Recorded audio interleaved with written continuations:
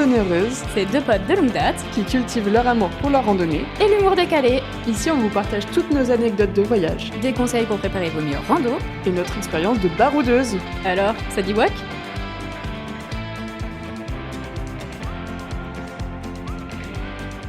Bonjour. Salut! Bienvenue dans votre nouvel épisode de Randonneureuse. Aujourd'hui, on va vous faire un petit carnet de voyage, messieurs, dames. On va vous parler de Madère. On va vous parler de Madère. On va le diviser en deux parties. La première, ça va vraiment être un aspect pratico-pratique. Et le deuxième, ce sera notre expérience jour par jour. La lecture de notre journal intime. Exactement. Mais tout de suite, on va commencer dans le vif du sujet. La data. Les datas, j'adore les datas. Madère, donc une Marie. île du Portugal, peut-être pour la situer. Au large du Au Portugal. large du Portugal, Car exactement. c'est une île. Et donc qu'elle pas n'est en pas face du collée. Maroc. On vous expliquera cette blague après. C'est une île où il fait très bon toute l'année. Il fait beau toute l'année, donc tu peux y aller vraiment quand tu veux. C'est au minimum 20 degrés. Franchement, c'est royal. C'est royal. L'été, juillet, août, comptez un petit 28. Royal de Ouais. ouf. Même le soir et tout, il fait hyper beau, franchement. Juste, c'est trop cool pour les gens qui aiment la chaleur. Si vous aimez pas la chaleur, vous êtes foutus. Mais Après, c'est une île, donc ça reste un temps changeant. Tu peux voir la pluie et le soleil dans la même journée. Nous, Et- on avait été chanceuses. honnêtement, nous, on a eu une chance de cocu. Hein. De canaille. Parce que, oui, vraiment, il peut. Et puis, c'est une île et il peut pleuvoir, genre à un point A, et tu te décales de 3 km et il fait hyper beau. Ça n'a aucun sens, mais on aime Pratique. bien. Pratique, par contre. Et donc, nous, on est partis en août, vraiment plein août, le 15 août, très exactement pour pas le nommer. Et il a fait extrêmement beau, mais je sais que j'ai des anciennes collègues qui sont parties au printemps et elles ont adoré aussi cette période-là parce que t'as toutes les fleurs et tout qui sont en floraison. Bah, fleurie. Fleuries. Ouais. Enfin bref, c'est Elles ont sympa aussi. éclos, quoi. Exactement, donc c'est vraiment des paysages différents et tout. Mais Bah, déjà, nous, c'était assez fleuri quand même. ouais, de fou. Alors, j'imagine même pas, sur la période printemps, ça doit être magnifique. Mais Que on ne je suis peut dans que les vous effets. recommander août. Il n'y a Bah, pas août tant ou de monde n'importe que quel ça. moment, Ouais, en en fait, fait, ouais, c'est ça. Non, mais parce que je sais qu'il y a des gens qui vont avoir peur, genre août, ça va être blindé et tout. Ah oui, bah, c'est pas un problème là-bas. Enfin, quoi qu'après, ça devient une destination assez prisée, donc peut-être que... Oui, non, mais voilà. Mais nous, on est parti du coup du 15 au 27, un truc comme ça. On est parti 10 jours. Bah, finalement, il y avait pas. Enfin, j'ai pas trouvé que c'était si blindé que ça. Mais on y Oui. reviendra. Oui, on s'est jamais senti enseveli par le monde, Ouais, quoi. voilà. Alors que C'était c'est pas une île étouffant. qui n'est pas si grande que ça. C'est un endroit qu'on atteint soit par avion, soit par bateau. Nous, on avait pris l'avion. On va Plus dire intéressant, franchement quand même. l'avion privilégié. L'avion, par exemple, au départ de Nantes, il faut compter 3h30. Donc, En vol direct. en vol direct, c'est hyper rapide. Nous, on avait pris Transavia et on avait réservé genre vachement tôt, en janvier ou peut-être début février. Et on en avait eu peut-être pour 200 € par personne. Pour, reste encore une raisonnable. fois, le 15 août, ce qui je trouve est vraiment hyper raisonnable au niveau tarif. C'est ça. Bah, faut pas hésiter à regarder les tarifs de toute façon bien à l'avance, mais comme pour tous les vols, en Oui, fait. hein. c'est sûr.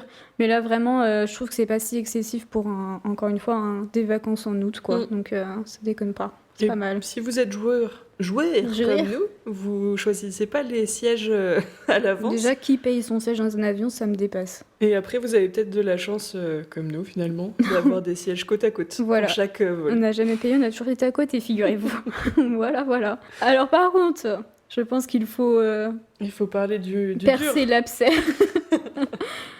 Et ben, l'aéroport de Madère, c'est une des pistes d'atterrissage les plus complexes d'Europe. de Les ce que plus j'ai retenu. dangereuses au monde, mais une des plus complexes d'Europe, effectivement. Donc c'est Elle une est, piste courte. très très courte. Qu'ils ont rallongé il y a dans les années 80, parce qu'il y Bon avait prince. énormément d'accidents. Qui se trouve juste au-dessus de l'eau, donc c'est vrai que si ton avion ne prend pas la piste, tu finis enseveli, englouti. Ouais, là, tu te casses la gueule, c'est fini, quoi. Mais Et- et surtout, pour y accéder à cette fameuse piste d'atterrissage, ils sont obligés de faire un virage de bâtard, n'ayons pas peur des mots. Du coup, ça veut dire qu'en fait, il y a que des pilotes qui ont passé une certification qui peuvent atterrir à Madère. Et vu que c'est une île, il y a énormément de vent pour se poser. Ce qui fait que il arrive, parfois, que vous ne puissiez pas vous poser à cause du vent. Oui, Ce qui nous est bien évidemment arrivé. sinon c'est pas drôle. Et dans ce cas-là, il vous redirige à un endroit qui peut vous accueillir en fonction de l'essence qui reste dans l'avion. Ouais, et du monde, parce que vous vous doutez bien que si votre avion n'atterrit pas, bah, les autres avions, c'est pareil. Et il y a beaucoup d'avions pour aller à Madère. Donc généralement, vous vous retrouvez soit à Porto Santo, c'est une petite île à côté qui est genre à 4 heures de ferry, 3 heures, 4 Ouais. heures de ferry. C'est une île qui sert d'escale qui peut être visitable en fait si vous êtes à Madère. Ouais, c'est pour les gens qui aiment vraiment la plage. Soit sinon si vraiment Lisbonne. vous avez pas de bol, c'est Lisbonne quoi. Ou alors, si vous avez encore moins de chance, c'est retour à la case départ, genre Nantes. Ouais, c'est Ce qu'on qui nous a a failli proposé. nous arriver. Vraiment, du coup, nous, pour notre expérience, on est arrivé, du coup, ils nous ont redirigés vers Porto Santo. On était 3 avions à atterrir à Porto Santo. Et on était le deuxième parce que le premier, tous les passagers ont débarqué, vu qu'ils nous avaient dit, bah, c'est soit vous débarquez et vous prenez un ferry pour aller jusqu'à À Madère. vos frais. À vos frais, salaud! Soit on vous ramène à Nantes, Soit on vous loge ramène et à on Nantes. essaye, Demain. de Le lendemain. repartir le lendemain, sans Donc- avoir la sûreté d'atterrir. Autant vous dire qu'on était pétage de somme. Et nous, on avait décidé de prendre l'option ferry. Mais finalement, au bout de 3 heures, le pilote a décidé qu'il allait retenter. Et il a réussi à atterrir ce grand pince. Oui. Mais en fait, dites-vous quand même que même si vous pouvez atterrir, ce sera toujours avec peine et fracas. Bah, ça Parce va qu'il y a pas du être. vent, donc il y a aussi Il y a pas des mal turbulences. de turbulences, quoi.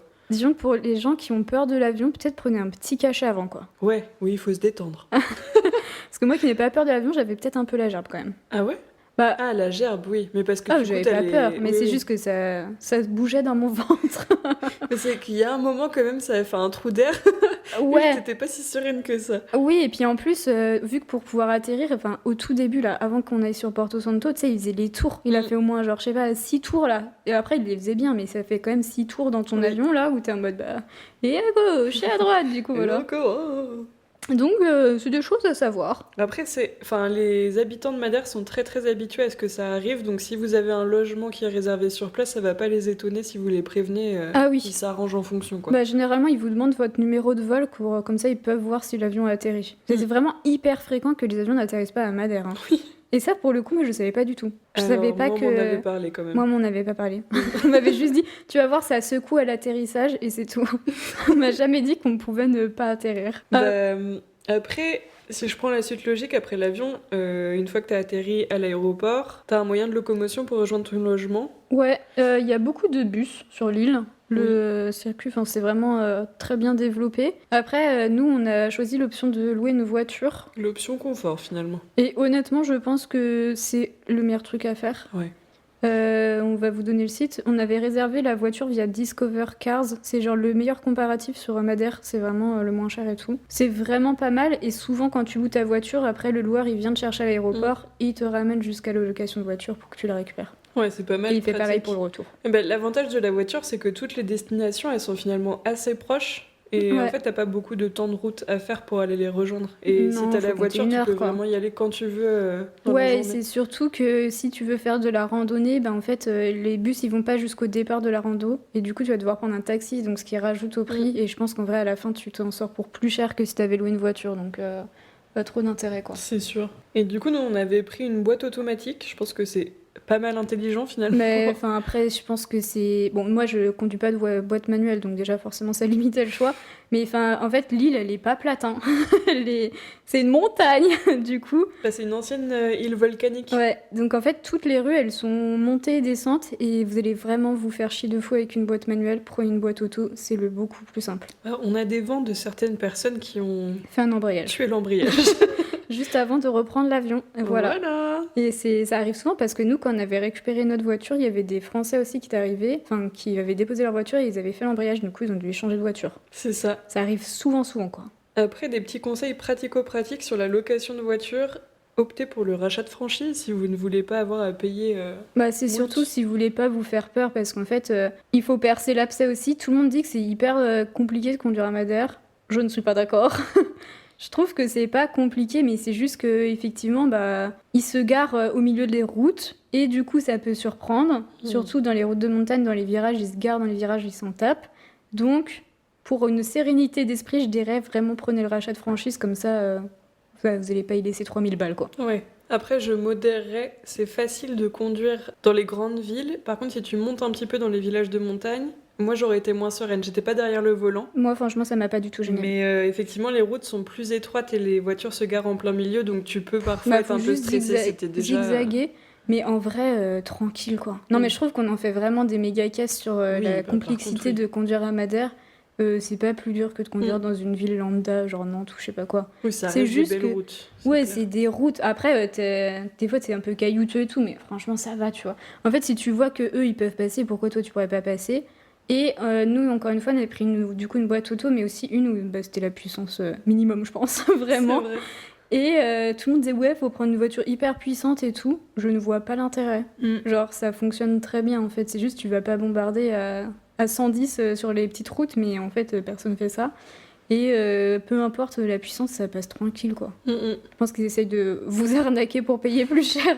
Vraiment, prenez le truc de base, ça ira très bien, quoi. Et bah, autre tip, puisque le rachat de franchise, faites attention quand vous arrivez chez le loueur. À chaque fois, il faut un topo sur les assurances et Oui, il ils vous vous propose proposent toujours une une autre type d'assurance. La c'est, leur, en fait. Ouais, c'est ça. En gros, la leur où vous payez plus cher d'un coup, mais ensuite vous récupérez pas l'argent si vous avez pas eu de soucis, en gros. Ouais, c'est une arnaque. En fait, dites non et prenez juste le rachat de franchise de base et voilà, il n'y a pas de problème. Mais Et par ça contre, marche prenez une très carte de bien. crédit. Aucune carte de Oui. débit à accepter, mais ça, après, vous avez l'habitude, c'est toutes les locations de voitures de toute façon. Mm. Et n'ayez pas de PV. Parce qu'après, vous ne pourrez pas le payer. Bon, après, Bon, on vous après, court pas on après s'en non fout, plus. hein. mais, Oui, voilà. J'ai envie de dire, ça dépend si vous avez envie de payer ou pas un PV. Bon, nous, on a essayé, on n'a jamais pu le payer, puis bon, voilà, on est rentré. On s'est pas battu trop. Un peu quand même, mais. Bon, on a essayé de demander à 4 personnes, dont la police qui nous a regardé en mode mais pourquoi vous voulez payer ce PV? Prenez en compte aussi le fait que là-bas, la plupart des parkings, c'est payable uniquement en monnaie Ouais, en et pas avec espèces. la carte bleue. Et du coup, ça peut être très très chiant si t'as pas prévu. Bah, tu le payes plus, quoi. Oui, mais bon, après, tu prends le risque Ouais. d'avoir un souci. Non, mais c'est vrai. Et il y a beaucoup, enfin, quasiment tous les parkings, ils sont payants. Oui. Sauf le soir, entre 20h et 8h, ils sont gratuits. Et bah écoute, est-ce que tu parlerais pas logement finalement? Si, nous, on a pris le nôtre sur Airbnb pour avoir l'option classique. cuisine, un classique. Encore une fois, on a réservé hyper tôt, donc en fin janvier, début février. On a eu comme ça l'occasion de choisir le logement parce qu'il n'y en a pas non plus des masses. Enfin, ça Mm. reste une île, c'est limité. Et on l'a vraiment pas payé cher. Il y avait Ouais. une réduction en plus quand on a réservé. Parce que du coup, on a pris hyper tôt. Donc, C'est ça. Mais c'était pas cher et c'était vraiment bien aménagé. Pour le coup, il y avait tout le nécessaire. On avait une espèce de terrasse incroyable qui avait vue sur la mer. ouais, c'était trop bien. Et même, il était équipé. Il y avait les trucs pour la lessive et tout. Enfin, c'était trop bien. Après, je pense que ça dépend des logements. Si vous voulez le nôtre, on pourra toujours vous donner le nom. Mais vraiment, c'est trop pratique, quoi. Nous, on n'avait rien à ramener. À Ouais. part nos personnes. Et c'était déjà beaucoup. Et après, pour tout ce qui est parti pour les courses, bah, vous avez des supermarchés partout, bien entendu, plein de restos et tout. Et bah, c'est les prix du Portugal, donc par rapport à la France, ça reste moins cher, c'est quand même vachement accessible pour ça. Et par contre, si vous allez au resto, les quantités sont quand même faramineuses, quoi. Genre, vraiment, un plat, c'est l'équivalent de un plat et une entrée chez nous. Genre, ça vous cale, hein. Ça cale C'est un ça. homme. Hein. La surprenante, c'est que des fois, les restaurants qui ne payent pas de mine, qui ont l'air méga touristiques, sont en fait très très bons. Et limite, on te met un service de 3 étoiles où on vient t'apporter la serviette avec des petites pinces et tout. Bah, je pense qu'en fait, le service là-bas, c'est un délire, il est vraiment incroyable tout le temps. Et oui, bah pareil, on pourrait vous donner des conseils de resto et tout si jamais vous avez envie. Mais c'est. Tu manges trop bien là-bas. Bah, c'est oui. beaucoup de fruits de mer et tout quand même. T'y vas pas pour perdre ton poids, quoi. Ah oui, bah au niveau des activités, on vous parlera randonnée tout à l'heure, car c'est le sujet de cette chaîne. Mais ce qui est pas mal aussi, c'est qu'il y a la baignade qui est accessible absolument partout, que ce soit payant ou non, parce que du coup, il y a les plages naturelles, où là, tu peux t'y rendre quand tu veux. Et il y a les plages naturelles, mais en fait, moi j'avais entendu que c'était que des plages à galets. C'est faux, il y a des plages de sable. Oui, dont Il y en une a- au sable noir qui était Ouais. hyper impressionnante. Ouais, c'est ça. En fait, moi j'ai eu beaucoup d'échos comme quoi la baignade c'était hyper galère à Madère, genre tu pouvais jamais te baigner. Je comprends pas du tout. Donc, ouais, il y a les plages, donc de galets et de sable. Et il y a les après- piscines naturelles qui, elles, sont payantes, mais c'est vraiment des tout petits prix, hein. On parle de 3 euros Ouais, c'est maximum. 3 euros par personne pour la journée. Enfin, c'est vraiment tranquille, quoi. Et après, t'as les piscines qui sont artificielles, où pareil, tu payes 1 euro ou 1,50 €, c'est que dalle. Et c'est trop agréable. T'es dans ta piscine, tu vois la mer à côté, quoi. Ah ouais, c'est trop trop chouette. Bah, de toute façon, les piscines, c'est toujours que de l'eau de mer dedans. C'est ça. C'est pas il y a pas de chlore. Le seul hic, donc nous ça nous est pas arrivé mais on a eu des échos en ce sens, c'est Ouais. que dès qu'il y a vraiment mauvais temps, type tempête, en fait ils ferment tout et t'as plus le droit de te baigner. Ouais, parce que du coup, bah, c'est collé à la mer, donc c'est dangereux. Mais nous, on n'a Bah, ça pas fait eu des sales vagues. Ouais. Bah, nous, si, ça nous arrivait une seule fois de nous faire recaler. Oui, mais on était dans une autre piscine du coup. Oui, c'est ça. Mm. Mais effectivement, quand on voyait les vagues, C'était c'était quand même impressionnant. un peu dangereux, effectivement. Après, il n'y a pas que la baignade dans la vie, il y a aussi d'autres petites activités. Par exemple, nous, on a fait du parachute ascensionnel. Alors, par contre, c'est à crever de rire. C'est très touristique, on va pas se mentir, Oui. mais c'est hilarant. C'est une aventure de A à Z. Déjà, rien que pour trouver le petit ponton où tu Oui, peux aller c'était récupérer ton extrêmement bateau mal pour y indiqué. aller. Déjà, de passer de bateau en bateau, je ne dirais pas qui est tombé en train.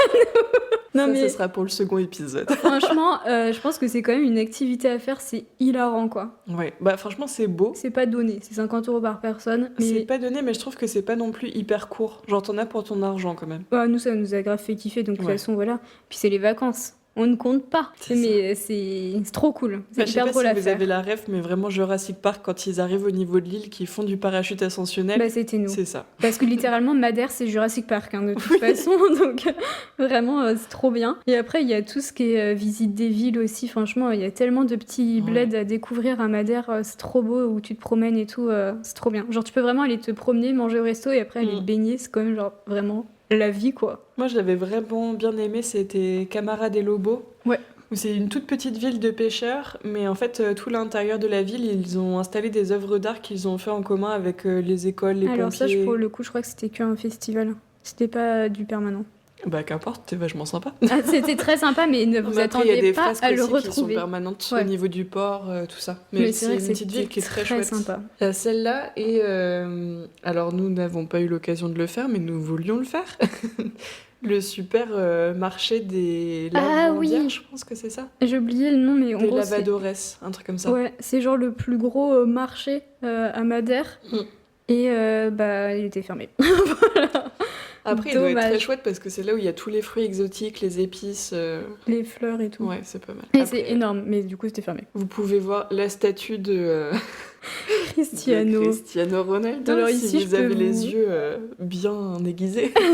Je peux vous dire qu'ici, on n'est absolument pas fan de ce personnage, vu Bon, qu'il on- nous a volé l'euro.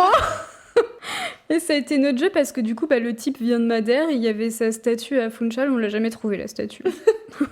Voilà, bon après on l'a pas trop cherché non plus vu que je le déteste. Oui, c'est ça, c'est ça.